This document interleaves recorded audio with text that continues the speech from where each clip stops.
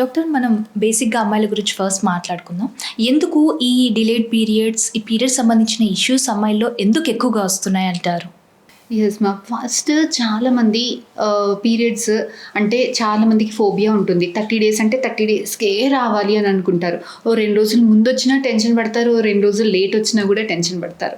First అసలు regular cycles అంటే it is not always 30 days అంటే బెల్ కొట్టినట్టు 30 డేస్‌కే రావాలి అని ఏం లేదు. ఒక 5 డేస్ ముందొచ్చినా, 5 డేస్ లేట్ వచ్చినా అంటే 25-35 days is a normal thing. ఓకేనా? సో, దానికి టెన్షన్ పడాల్సిన అవసరం లేదు. కొంతమంది పిల్లలకి ఏమైతది అంటే పీరియడ్స్ అనేవి 25 డేస్ కన్నా మొదలే వస్తుంది. కొంతమందికి 1 మంత్స్, 2 మంత్స్, 3 మంత్స్ అయినా కూడా రావు. సో, లేట్ పీరియడ్స్ వాళ్ళకి ఎక్కువ మటికి పీసీఓడి ఉండేదానికి ఛాన్సెస్ ఎక్కువగా ఉంటది. ఇవాళ రేపు మనం స్ట్రెస్ కానీ, వర్క్ రిలేటెడ్ ఎప్పుడు కూర్చుని ఉంటాం. చిన్న పిల్లలు కూడా ఎప్పటికీ చదువు అని ఎప్పటికీ కూర్చుంటారు. ఆ స్ట్రెస్ వల్ల, వెయిట్ గెయిన్ వల్ల పీసీఓడి ఛాన్సెస్ ఎక్కువగా ఉంటాయి. పీసీఓడి ఉండడం వల్ల లావు అవుతారు, లావు ఉండడం వల్ల పీసీఓడి ఉంటుంది. Stress is an added factor. దాంతో పాటు స్ట్రెస్ డైరెక్ట్గా పీసీఓడిని ఇంక్రీజ్ చేస్తుంది.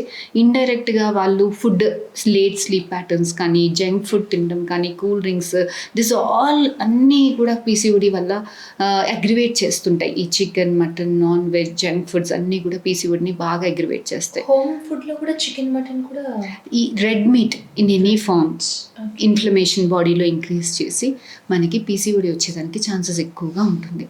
అలా so because of lifestyle factors వల్ల ఈ పీసీఓడి ఇష్యూస్ అనేవి చాలా కామన్ అయిపోయింది. ఇవాళ రేపు ఏమవుతుంది అంటే అవుట్ ఆఫ్ 10 గర్ల్స్ 3-4 మెంబర్స్కి ఎగ్స్ అనేవి అయిపోతున్నాయి. పీసీఓడీస్ ఎగ్స్ చాలా ఉంటాయి కానీ పెరగవు. ఓకే, అది ఓకే, వీ కెన్ కొంత మటుకి మెడికేషన్స్ తోటి, ఎక్సర్సైజ్ తోటి, డైట్ చేంజెస్ తోటి చాలా ఈజీగా కరెక్ట్ చేసుకోవచ్చు. కాకపోతే చాలా డేంజరస్ థింగ్ ఏంటి అని అంటే కొంతమంది పిల్లలకి అవుట్ ఆఫ్ 10 మెంబర్స్లో 2-3 ఎగ్స్ అనేవి అయిపోతున్నాయి.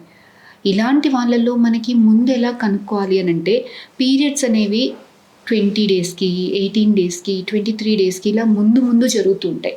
సో ఫ్రీక్వెంట్ సైకిల్స్ వస్తున్నాయి అని అంటే చాలా జాగ్రత్తగా ఉండాలి. ఫస్ట్ వెళ్ళి మీ గైనకాలజిస్ట్ని కన్సల్ట్ అవ్వాల్సింది ఉంటుంది. సో ఎగ్స్ తక్కువ అయిపోతుంటే ఫ్రీక్వెంట్ సైకిల్స్ వస్తాయి. లేకపోతే థైరాయిడ్ హార్మోన్ ఇంబ్యాలెన్స్ ఉన్నప్పుడు ఫ్రీక్వెంట్ సైకిల్స్ వచ్చేదానికి చాలా అవకాశాలు ఎక్కువగా ఉంటాయి.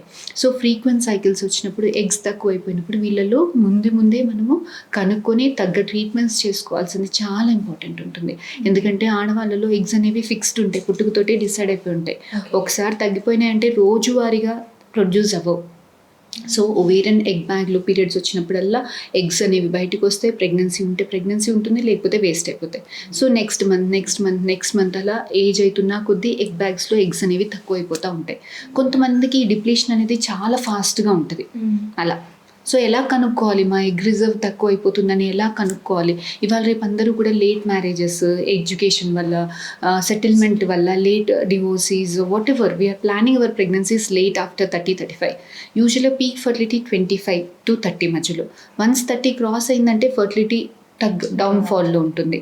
సో ఆ డౌన్ఫాల్లో ఉన్నప్పుడు మనం ఫర్టిలిటీ అనేది ప్లాన్ చేసుకుంటున్నారు ఇవాళ రేపు ఫీమేల్స్ అందరూ కూడా.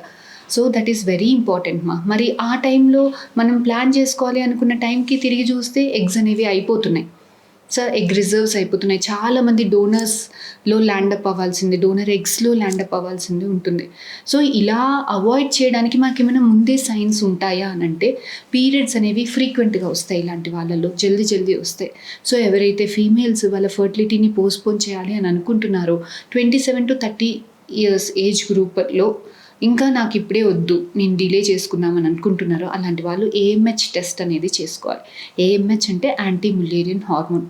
సో ఈ టెస్ట్ పీరియడ్ వచ్చిన సెకండ్ డేనే చేసుకోవాలి అని ఏం లేదు. Any day of your cycle, fasting కానీ ఇది కానీ అదేమి లేదు. Any day of your cycle you go give your test, report is in your hands. Blood test.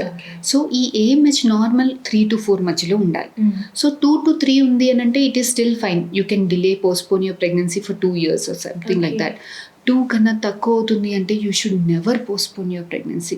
లేదు మాకు ఇంకా ప్లాన్స్ ఇప్పుడే లేదు అని అంటే it is better to freeze your eggs. So this is called social egg freezing. So egg freezing ఏ టైంలో చాలామంది అడుగుతారు, మేడం ఏ టైంలో ఎగ్ ఫ్రీజింగ్ చేసుకోవాలి, 35 ఇయర్స్ ఇప్పుడు నేను ఎగ్ ఫ్రీజింగ్ చేసుకోవాలా అని చాలామంది లేట్గా వచ్చి అడుగుతారు. సో 35 ఇయర్స్ ఎగ్స్ ఫ్రీజ్ చేసుకున్నప్పుడు ఏమవుతుంది అంటే ఆడవాళ్ళకి ఏజ్తో పాటు ఎగ్స్ అయిపోతుంటాయి, ఎగ్స్లో క్వాలిటీ చేంజెస్ కూడా ఉంటాయి. సో జెనెటికల్గా కూడా ఎగ్స్ అనేవి జెనెటికలీ అబ్నార్మల్ ఎగ్స్ ఎక్కువగా ఉంటాయి ఏజ్తో పాటు. So if you are not planning your pregnancy around 30 years, best to freeze is between 28 to 32 ఇయర్స్లో. ఆ టైంలో ఎగ్ ఫ్రీజ్ చేసుకున్నప్పుడు మనకి చాలా ఎగ్స్ ఉంటాయి, జెనెటికలీ నార్మల్ ఎగ్స్ ఉండేదానికి అవకాశాలు ఎక్కువగా ఉంటాయి. ప్లస్ ఏంటి అని అంటే ఎగ్స్ అనేవి హెల్దీ 28 ఇయర్స్ ఓల్డ్ ఎగ్స్ కదా. సో మనము తిరిగి ప్రెగ్నెన్సీస్ ప్లాన్ చేసుకోవాలి అని అనుకున్నప్పుడు కూడా ఈ ఎగ్స్ తోటి మనకి రిజల్ట్స్ అనేవి బెటర్గా ఉంటాయి. సో ఎగ్స్ ఫ్రీజ్ చేసేసుకున్నాము, 100% ప్రెగ్నెన్సీ గ్యారంటీ లేదు కదా. ఇప్పుడు యూఆర్ 35-36 ఇయర్స్, ఆ టైంలో మీరు ఎగ్స్ ఫ్రీజ్ చేసుకున్నారు, సరే 5 eggs 6 eggs ఫ్రీజ్ చేసేసుకున్నారు, then it doesn't guarantee you pregnancy at 40 years కదా. సో ఈ 5-6 eggs ఒక బేబీని ఇస్తుందా? At 35 years 36 years old eggs రేపు మనం ఫ్రీజింగ్లో నుంచి థా చేసుకున్నాక ఎగ్స్ బేబీని ఇస్తుందా? Question mark, no. So it is whenever you are delaying your pregnancies, freeze as early as possible. Freeze how many ever is possible. అలా. ఓకే డాక్టర్, అయితే 20స్లో egg freezing చేసుకొని 40s తర్వాత మనము ప్లాన్ చేసుకోవచ్చా ప్రెగ్నెన్సీని? చాలామంది హీరోయిన్స్ ఇప్పుడు అదే చేస్తున్నారు కదా. But what ever said and done మా, ఆడవాళ్ళకి వీలైనంత జల్దీ కన్సీవ్ అవ్వడం చాలా ఇంపార్టెంట్. ఎందుకంటే మన బాడీ 35, 38, 40 ఇయర్స్ అప్పుడు కన్సీవ్ అయినప్పుడు pregnancy will be high risk ప్రెగ్నెన్సీలో మనకి బీపీ రావడానికి, షుగర్ రావడానికి, ముందే డెలివరీస్ అయిపోయేదానికి, అబార్షన్స్ అయ్యేదానికి ఛాన్సెస్ ఎక్కువగా ఉంటుంది.